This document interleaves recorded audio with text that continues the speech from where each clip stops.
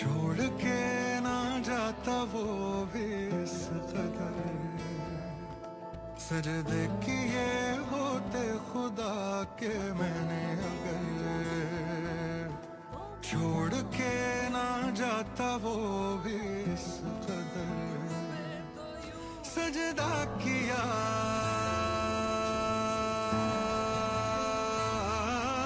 सजदा किया तेरा ही मैंने मगर